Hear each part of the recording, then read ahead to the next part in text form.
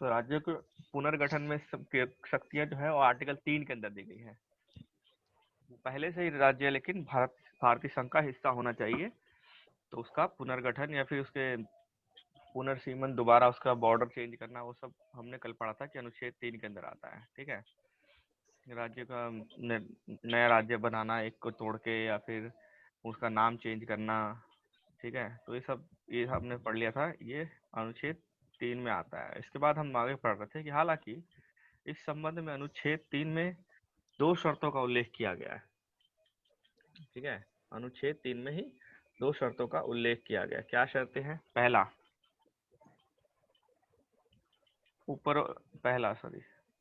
उपरोक्त परिवर्तन से संबंधित कोई अध्यादेश, अगर जो ऊपर परिवर्तन दिए, जो 4-5 पॉइंट दिए गए थे, मान लीजिए किसी राज्य का नाम चेंज करना है, या राज्य का बाउंड्री चेंज करना है, राज्य का क्षेत्र घटाना या बढ़ाना है, ऐसा कोई भी चेंज करने से संबंधित कोई भी अध्यादेश, अध्यादेश मतलब ऑर्डर, राष्ट्रपति की पूर्व मंजूरी के बाद ही संसद में पेश किया जा सकता है। ठीक है, तो पहला तो शर्त ये है। ठीक है, दूसरा शर्त क्या है? संस्तुति से पूर्व राष्ट्रपति उस अध्यादेश को संबंधित राज्य के विधानमंडल का मत जानने के लिए भेजता है। ठीक है, यह मत निश्चित सीमा के भीतर दिया जाना चाहिए। समझ रहे हो? तो मतलब क्या होगा इन दोनों पॉइंट का? मतलब क्या हो गया, ध्यान से समझना, क्योंकि नहीं समझ में आएगा तो फिर गड़बड़ा जाएगा सारा मामला। ठीक है, तो यहाँ देखते हैं, जैसे कि आर्टिकल 3 की हम बात कर रहे हैं। ठीक है, अनुच्छेद 3 या आर्टिकल 3। ठीक है, इसमें क्या कर सकते हैं? राज्यों में परिवर्तन कर सकते हैं। मैं सिंपल में लिख दे रहा हूँ, राज्यों में परिवर्तन। ठीक है, परिवर्तन कुछ भी हो सकता है, नाम में, उनके क्षेत्र में, कुछ भी। ठीक है, जैसे कि नाम या क्षेत्र में। अब समझ जाना उसमें से पांचों में से कौन कौन सा हो सकता है। तो ये 2 शर्तें होती है, लेकिन 2 शर्तें होती हैं। और कर्ता कौन है? ये कर्ता कौन है? एक मिनट रुको। राष्ट्रपति। नहीं जी, राष्ट्रपति मतलब पावर किसके पास होती है राज्यों में परिवर्तन चेंज करने की? संसद। ठीक है, संसद करता है सब। ठीक है, संसद करता है, लेकिन इसके लिए 2 शर्तें होती है। 2 शर्तों को पूरा करके। कौन सी 2 शर्तें होती है?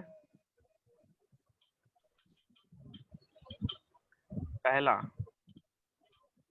जो भी संसद कानून पेश कर रही है, ठीक है, अगर राष्ट्र में राज्य के उसमें कोई भी चेंज करना है, तो संसद जो भी कानून पेश कर रहे हैं, वो कानून पहले संसद भवन में जाने से पहले वो अध्यादेश जो होगा,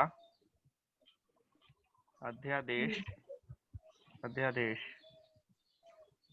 संसद में पहुंचने से पहले, संसद में प्रस्तुत, पहले तो प्रस्तुत करना पड़ेगा ना, प्रस्तुत होने से पहले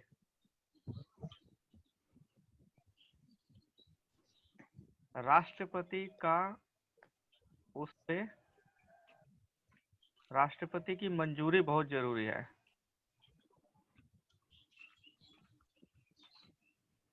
ठीक है, इस लाइन को समझे? मान लीजिए कि झारखंड, बिहार था, बिहार को काट के झारखंड करना अलग। ठीक है, में क्या हुआ, संसद में कानून लाना पड़ेगा, तो विधि द्वारा ही कर सकते हैं। कोई भी चेंजेस करेंगे संसद में तो कानून द्वारा करेंगे, वो कानून लाना पड़ेगा। तो कानून लाना है तो वो अध्यादेश जब संसद में प्रस्तुत करना पड़ता है ना, पहले लोकसभा में या राज्यसभा में। ठीक है, तो लोकसभा और राज्यसभा में प्रस्तुत करने से पहले ही उसे पहले राष्ट्रपति के पास देना पड़ेगा। राष्ट्रपति को बोलना पड़ेगा, देखिए सर, हम ये करने वाले हैं, इस पे आपकी मंजूरी चाहिए। समझ रहे हो? कॉमन टर्म्स में तो बोलते नहीं है, वहां वो अध्यादेश जाता है, राष्ट्रपति उस पर साइन कर देता है। लेकिन यहाँ पे राष्ट्रपति का साइन करना वो मना नहीं कर सकता। ठीक है ना। राष्ट्रपति के पास मंजूरी का मतलब ये नहीं है कि वो अपनी उसकी फिर राष्ट्रपति अपनी तर्क शक्ति से सोचेगा कि करूं कि नहीं करूं, नहीं करना ही है, क्योंकि मंत्रिमंडल ने उसको अगर बोला है करने के लिए तो उसको करना पड़ेगा। समझिए, राष्ट्रपति की पावर इतनी ज्यादा नहीं होती कि वो मना कर दे हर चीज को। बहुत कम चीजें होती है जिसको मना कर सकता है, तो इस चीज को मना नहीं कर सकता हूँ। तो वो अध्यादेश जो मंत्रिमंडल उसको राष्ट्रपति के पास भेजेगा, राष्ट्रपति क्या करेंगे, साइन कर देंगे। राष्ट्रपति के साइन करने के बाद यानी मंजूरी मिलने के बाद वो अध्यादेश लोकसभा में जाएगा। अब संसद भवन में जाएगा कि अब उस पर बहस होगी, चर्चा होगी, इसको पास करना है कि नहीं करना है। पहले लोकसभा में गया तो लोकसभा में वोटिंग हुआ, तो लोकसभा में पास हो गया वो, ठीक है ना। उस पर हाँ मिल गया, 50% से ऊपर वो लोगों ने उसको वोट दे दिया कि ठीक है बनाते हैं, नया स्टेट बना देते हैं इसको। लोकसभा में पास हो गया, अब राज्यसभा में जाएगा, जैसे नॉर्मल कानून पास होते हैं। फिर राज्यसभा में जाएगा, राज्यसभा में उतना ही वोट मिल गया उसको, 50% से ऊपर, तो वो फिर बन गया। ठीक है, वो राज्य बन गया। फिर वो उसके पास दोबारा राष्ट्रपति के पास जाएगा कानून कि सर हमने पास कर दिया, आप इसको साइन कर दो, सब पास हो गया।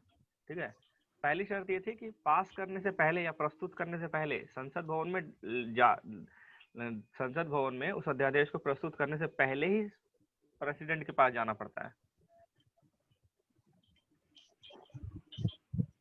ठीक है, अब दूसरी शर्त क्या है? दूसरी शर्त यह है कि जब राष्ट्रपति के पास अध्यादेश जाएगा तो राष्ट्रपति उसको कहाँ भेजेगा? राष्ट्रपति की ड्यूटी है, राष्ट्रपति का ड्यूटी है कि राष्ट्रपति उस अध्यादेश को नहीं भेजता।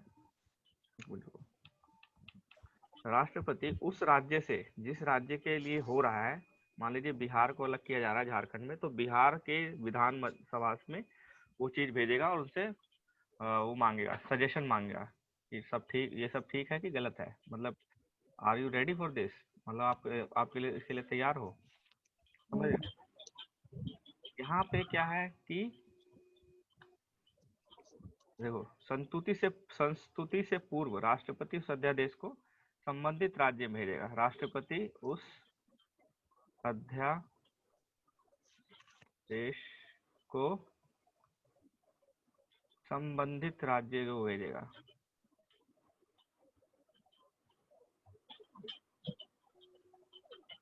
उनसे विचार लेने के लिए।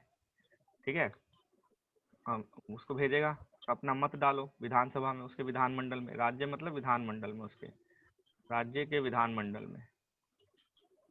अब यहाँ पे राज्य, जैसे बिहार में भेजा उसने राष्ट्रपति ने अध्यादेश, तो बिहार के पास क्या पावर राज्य को, संबंधित राज्य को भेजेगा? ठीक है, संबंधित राज्य के और राज्य के विधानमंडल को भेजेगा। ठीक है, अब यहाँ पे मान लीजिए कि बिहार का ही केस ले रहे हैं। बिहार का राष्ट्रपति ने वो राष्ट्रपति के पास अध्यादेश आया मंत्रिमंडल की तरफ से, भाई हम राज्य नया बना रहे हैं, बिहार को काट के झारखंड बना रहे हैं, तो आपकी मंजूरी चाहिए। राष्ट्रपति ने देखा, राष्ट्रपति ने वो अध्यादेश को कहाँ भेजा? राज्य में भेजा। ठीक है, राज्य में भेजा तो राज्य के पास क्या पावर है उस अध्यादेश मना करने की? नहीं सर ऐसा मत कीजिए, नहीं ऐसा नहीं कर सकते हो। ठीक है, राज्य सिर्फ अपना सुझाव दे सकता है। यहाँ पे राज्य सिर्फ अपना सुझाव दे सकता है। राज्य सिर्फ अपना मत या सुझाव दे सकता है, मत या सुझाव दे सकता है।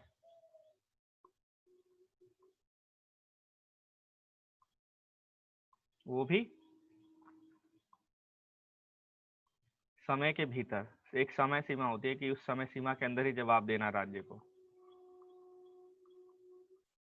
और जो भी सुझाव होगा वो जरूरी नहीं है कि राष्ट्रपति माने ही। मान लीजिए राज्य ने कह दिया नहीं जी हम नहीं चाहते ऐसा कुछ, तो राष्ट्रपति इस पे कुछ नहीं कर सकता, बस उस मत चाहिए, उस सुझाव चाहिए। कोई बाध्य नहीं होगा राष्ट्रपति को वो सुझाव मानना, परंतु वह सुझाव, वह जो भी मत है, वह बाध्य नहीं होता राष्ट्रपति के लिए। बाध्य नहीं होता मतलब राष्ट्रपति के ऊपर है सारा कि वो माने या ना माने। राष्ट्रपति के ऊपर का मतलब इनडायरेक्टली मंत्रिमंडल के ऊपर है, क्योंकि काम जो पावर है उसको उस कानून को रोकने की या आगे रखने की वो सिर्फ मंत्रिमंडल के पास है, राष्ट्रपति को सिर्फ साइन करना है। तो ये दो शर्तें होती है, पहला ये, दूसरा ये। ठीक है, अब देखते हैं इसको। जैसे मान लीजिए आपका ये लोकसभा राज्यसभा है, अब मैं इसको डायग्राम से समझाता हूँ। ठीक है, ये आपका लोकसभा और ये राज्यसभा। अब बिहार का केस ले रहे हैं हम, ठीक है ना। हम केस किसका ले रहे हैं? बिहार का। बिहार का, बिहार को ऐसे था और यहाँ से इसको काट के झारखंड बनाना है, यहाँ से नया स्टेट बनाना है झारखंड। ठीक है, झारखंड। तो इसके लिए अध्यादेश बनाया गया। ठीक है, अध्यादेश को पहले किसके पास भेजा गया? मंत्रिमंडल ने। इस अध्यादेश को मंत्रिमंडल ने, एक मिनट रुको,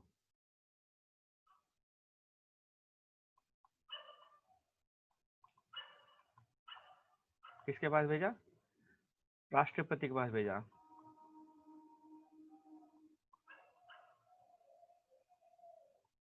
राष्ट्रपति ने किसके पास भेजा फिर इसको? बिहार विधानसभा के पास भेजा, बिहार में भेजा, बिहार विधानमंडल में भेजा।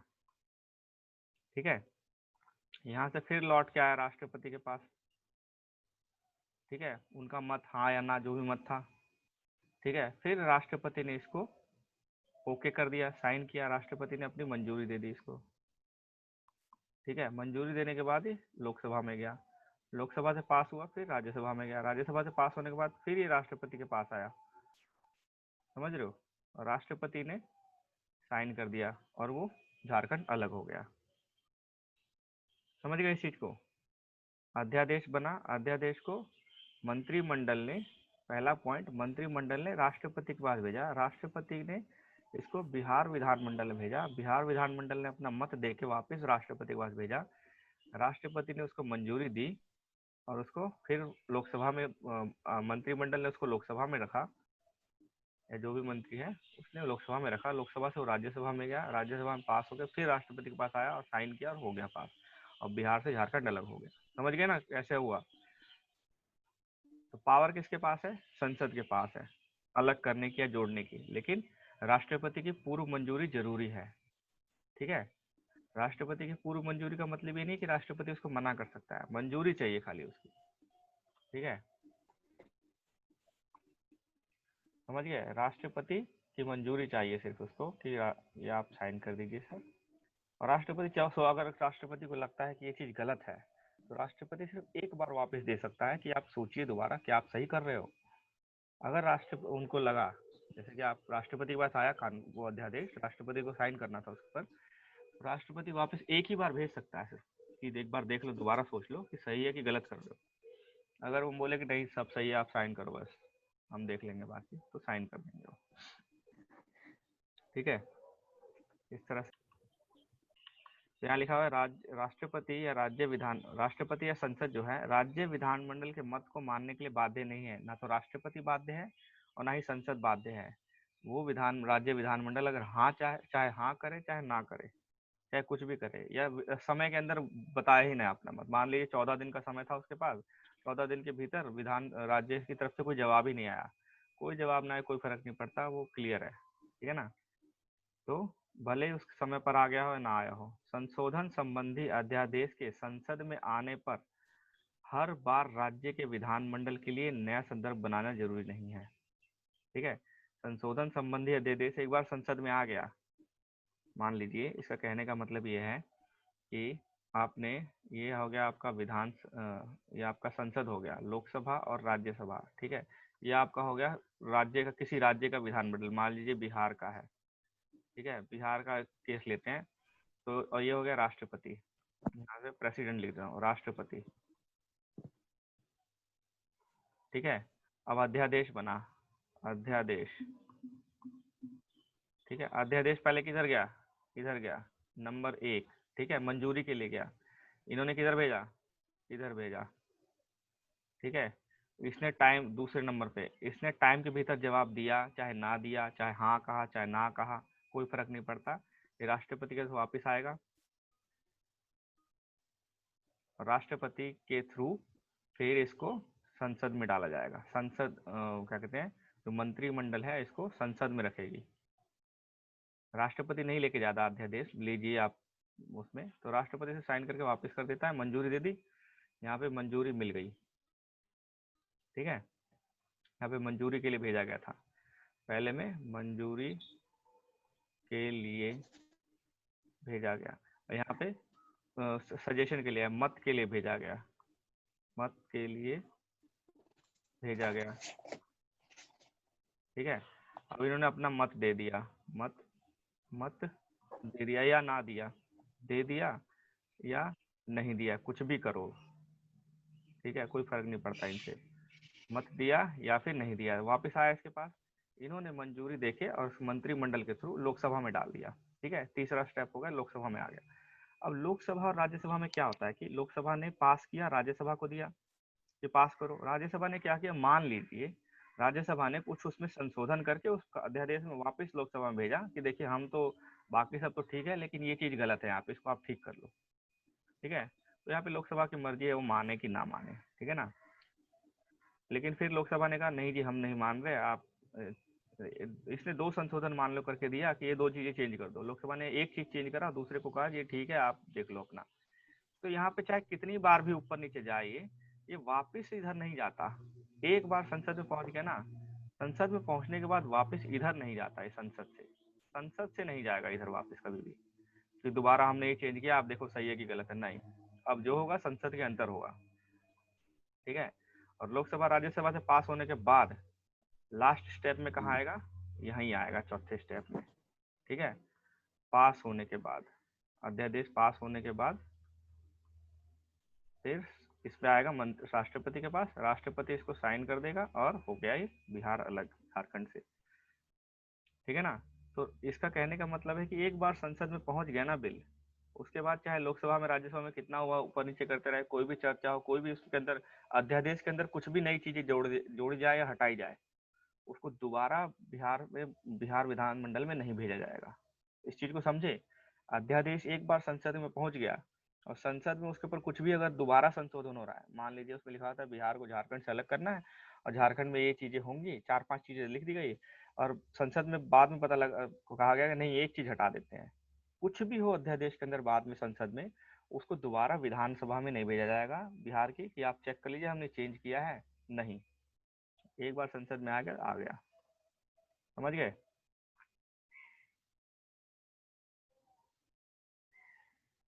फिर आगे क्या है इसमें देखो, संघ क्षेत्र के मामले में संबंधित विधानमंडल के संदर्भ की कोई आवश्यकता नहीं होती। एक बार संघ क्षेत्र में कुछ भी काम होना शुरू हो गया तो विधानमंडल कोई जरूरत नहीं पड़ती इसमें, संसद जब उचित समझे स्वयं कदम उठा सकती है, अपनी मर्जी से कदम उठा सकती है।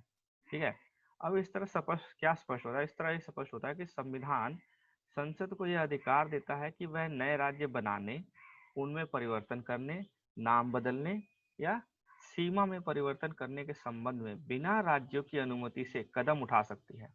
मतलब बिहार राज्य में या किसी भी राज्य में कोई भी परिवर्तन करना हो, केंद्र सरकार को राज्य की अनुमति नहीं लेनी, उस राज्य की अनुमति नहीं लेनी है। मान लीजिए बिहार से थोड़ा सा राज्य, मान लीजिए थोड़ा सा राज्य क्षेत्र हटा के यूपी में डालना है, अब बिहार राज्य से कुछ क्षेत्र हटाना है तो बिहार राज्य से अनुमति लेनी चाहिए थी, लेकिन नहीं लेनी होती। ठीक है, कोई अनुमति लेनी ही नहीं लेनी, सिर्फ सजेशन लेना है कि आपको कोई दिक्कत तो नहीं है, अगर बोले हाँ दिक्कत है तो भी फर्क नहीं पड़ता उसको। ठीक है, दूसरे शब्दों में कहा जाए, संसद अपने अनुसार भारत के राजनीतिक मानचित्र का पुनर्निर्धारण कर सकती है। अपने अनुसार संसद भारतीय राज्य के मानचित्र को बदल सकती है, किसी को घटा बढ़ा के नए राज्य, एक से नए राज्य बना के, कभी छोटा करके कभी बड़ा करके, कुछ भी कर सकती है संसद अपने मर्जी से। ठीक है, लेकिन आप कहोगे इसमें तो फिर तो संसद को बहुत पावर हो गई, ये तो मतलब गलत चीज है। ठीक है ना, संसद पावरफुल हो गई बहुत ज्यादा, वो तो कभी भी कर सकती है ऐसा कुछ। ऐसा होता भी है और नहीं भी होता है। क्यों नहीं होता है, मतलब ये सब सही है और गलत भी है, लेकिन इसमें चांसेस कितने रहते हैं देखो, मान लीजिए कि उसको जो मंजूरी नहीं चाहिए भाई, कि ठीक है हम, मान लीजिए लोकसभा राज्यसभा है, और उसको संसद में लोकसभा और राज्यसभा है, मान लीजिए कि उसको विधानसभा से कोई मतलब नहीं है, वो हाँ करे कि ना करे, और लोकसभा में कानून पास हो रहा है, लेकिन जब राज्यसभा में जाएगा, राज्यसभा में कौन होता है भाई? राज्यसभा में तो इसी के सदस्य बैठ रहे हैं, राज्यों से ही आ रहे हैं। 29 राज्यों के सदस्य यहाँ बैठे हुए हैं, 28 राज्यों के, 28 राज्यों के सदस्य हैं यहाँ पे। फिर राज्यसभा किसका प्रतिनिधित्व करता है? राज्यों का। तो यहाँ पे 28 राज्यों के सदस्य हैं, अगर एक राज्य के साथ कुछ गलत हो रहा है तो कुछ राज्य तो उसके साथ आएंगे ना अपना सपोर्ट के लिए, कि चल राज्यसभा में वो उस बिल को रोक सकते हैं। ठीक है, मान लीजिए यहाँ नहीं रुक रहा है बिल, यहाँ पावर नहीं दी गई है बिल को रोकने की, ये गलत कुछ अगर मान लीजिए बिहार के साथ गलत हो रहा है या यूपी के साथ संसद गलत कर रहा है, गलती काट रहा है, उसको छोटा कर रहा है अपनी पॉलिटिकल राजनीतिक फायदे के लिए, जब यहाँ आएगा बिल राज्यसभा में आएगा, तो राज्यसभा में तो विधान राज्यों के ही प्रतिनिधि बैठे हुए हैं। तो क्या पता यूपी के साथ, अगर बिहार के साथ हो रहा है, यूपी के साथ हो रहा है, यूपी के साथ कुछ राज्य और मिले कि नहीं हम तुम्हारा सपोर्ट करेंगे, हम इस बिल को पास नहीं होने देंगे, तो यहाँ रोक सकते हैं वो बिल को। ठीक है, इसीलिए राज्यसभा बनाई गई है कि लोकसभा की पावर को बैलेंस करने के लिए, लोकसभा बहुत ज्यादा पावरफुल ना हो जाए, इसलिए राज्यसभा बनाई गई है ताकि लोकसभा की पावर को रोक सके, ज्यादा ना होने दे उसको। ठीक है, तो यहाँ रोक सकती है, समझ गए ना? अब आगे चलते हैं। तो संसद अपनी मर्जी से पुनर्निर्धारण तो कर सकती है, लेकिन राज्यसभा में, संसद में राज्यसभा भी होती है जिसमें राज्यों का प्रतिनिधित्व होता है। इस तरह संविधान द्वारा क्षेत्रीय एकता और राज्य के अस्तित्व को कोई गारंटी नहीं दी गई। अगर एक तरह से देखा जाए तो राज्य के अस्तित्व को कोई गारंटी नहीं संविधान में, राज्य खत्म हो सकता है आज के आज। अगर संसद चाहे तो आज कुछ दिन में ही बिहार राज्य को खत्म कर दे, थोड़ा सा यूपी में डाल दे, थोड़ा सा पश्चिम बंगाल में डाल दे और थोड़ा सा असम में डाल दे। ठीक है, कोई गारंटी नहीं है राज्य की, राज्य रहेगा ही रहेगा। तो राज्य के अस्तित्व को कोई गारंटी नहीं है, यानी क्षेत्रीय एकता को कोई गारंटी नहीं है, ये याद रखना। ठीक है, संविधान द्वारा क्षेत्रीय एकता या राज्य के अस्तित्व को गारंटी नहीं दी गई है। ठीक है, इस तरह भारत को सही कहा गया है कि भारत को विभक्त नहीं किया जा सकता। राज्य जो है अविभक्तीय संघ है, भारत जो है अविभक्तीय संघ है, राज्य अपनी मर्जी से बाहर नहीं निकल सकते। ठीक है, वो सब संसद के ऊपर है, संसद चाहे तो राज्य को ही हट खत्म कर सकता है, थोड़ा सा क्षेत्र कहीं कहीं डाल के वो राज्य ही का अस्तित्व ही खत्म कर देगा। तो विभक्त, लेकिन संघ को विभक्त नहीं किया जा सकता। ठीक है, संघ सरकार राज्य को समाप्त कर सकती है, जबकि राज्य सरकार संघ को समाप्त नहीं कर सकती। वो संघ से अपना हिस्सा नहीं निकाल सकती, अपने को अलग नहीं कर सकती, लेकिन संघ जो है वो राज्य को खत्म कर सकता है, समाप्त कर सकता है। लेकिन अगर अमेरिका की बात करें तो अमेरिका में जस्ट अपोजिट है। अमेरिका में क्षेत्रीय एकता और राज्यों के अस्तित्व को गारंटी दी गई है। अमेरिका में जो केंद्र सरकार होगी वहाँ की, वो राज्य को छेड़छाड़ नहीं कर सकती, राज्य की बाउंड्री में कोई छेड़छाड़ नहीं कर सकती। ठीक है, और राज्य जब चाहे तब अलग हो सकता है संघ से, अमेरिकी संघ से। ठीक है, अमेरिकी संघीय सरकार नए राज्यों का निर्माण या उसकी सीमाओं में परिवर्तन बिना अनुमति के नहीं कर सकती है, राज्यों की अनुमति लेनी ही पड़ेगी, राज्य हाँ कहे तभी करेगा। और हमारे देश में क्या है, राज्य हाँ करें या ना कहें या कुछ भी ना कहें कुछ दिन के लिए, जो समय सीमा है उसमें कुछ भी ना कहें, कोई फर्क नहीं पड़ता, केंद्र सरकार उसको कर देगी खत्म। इसलिए अमेरिका को क्या बोलते हैं, अविभाज्य राज्यों का अविभाज्य संघ। ऐसे राज्य जिनको कभी खत्म नहीं किया जा सकता, लेकिन संघ को खत्म किया जा सकता है। ठीक है ना? उसके बाद क्या है, संविधान। अब आता है अनुच्छेद 4। 3 अनुच्छेद हो गए। अनुच्छेद 4 में यह घोषित किया जाता है कि नए राज्यों का प्रवेश या गठन, नए राज्यों का निर्माण या सीमाओं में क्षेत्रों में परिवर्तन, जो भी हमने 1, 2 और 3 में किया है, जो भी काम 2 और 3 में हो रहा है, आर्टिकल 2 और 3 में, आर्टिकल 2 के अंतर्गत या 3 के अंतर्गत, उसको संविधान के अनुच्छेद 368 के तहत संशोधन नहीं माना जाएगा। मतलब कि ये सामान्य कानून माना जाएगा। 368 में क्या है, विशेष कानून होते हैं। आर्टिकल 368 में संविधान को जब संशोधित किया जाता है तो दो तरीके होते हैं। संविधान को संशोधित करने के दो तरीके हैं पूरे संविधान को। पहला तरीका क्या है, देखो, संविधान, ये हमने पहले ही पढ़ा था एनसीईआरटी में, संविधान का संशोधन। संविधान में अगर कोई चेंज संशोधित की जा रही, संशोधन मतलब कि कोई चीज बदला जा रहा है संविधान के अंदर, तो उसके दो तरीके मेन है। एक सामान्य कानून द्वारा, ठीक है, मतलब कि लोकसभा और राज्यसभा में 50% से ज्यादा वोट चाहिए, मत चाहिए, जो सदस्य हैं लोकसभा के या राज्यसभा के, दोनों जगह अगर जो प्रेजेंट और वोटिंग है 50% से ज्यादा लोग मान जाए तो हो जाएगा पास, वो संशोधन हो जाएगा। जैसे कि हमने अभी एग्जाम्पल के लिए हमने अभी पढ़ा आर्टिकल 2 और आर्टिकल 3। ठीक है, आर्टिकल 2 में भी यही है, 3 में भी नए राज्यों को निर्माण करना है, एक राज्य को जोड़ना मोड़ना तोड़ना है या नाम उनका चेंज करना, तो उसके लिए सामान्य कानून से पास हो जाएगा वो। और दूसरा क्या है, संविधान में संशोधन करने के लिए 368 के तहत, आर्टिकल 368। ठीक है ना। इसमें क्या होता है, विशेष वो होते हैं, मतलब कि एक तरह से सामान्य नहीं होता है इसमें, मतदान जो होता है विशेष होता है थोड़ा सा। ठीक है, आर्टिकल 368 इसमें भी दो पार्ट दिए गए हैं। ठीक है, ए में लोकसभा और राज्यसभा के 2/3 वोट होने चाहिए, मत मिलने चाहिए। लोकसभा में जितने भी बैठे हुए लोग हैं उनका 2/3 लोग उस पर हाँ कह दें, और राज्यसभा में जाए तो राज्यसभा में 2/3 लोग हाँ कह दें। ठीक है, और बी क्या है, 2/3 वोट तो चाहिए ही चाहिए, लोकसभा और राज्यसभा दोनों में, Lok Sabha and Rajya Sabha, Lok Sabha and Rajya Sabha, plus plus 50% राज्य जो हैं, मतलब अगर 28 राज्य हैं टोटल, तो उसमें से 14 राज्य हाँ कह दें इसके ऊपर, वो 2/3 मेजोरिटी से पास करें।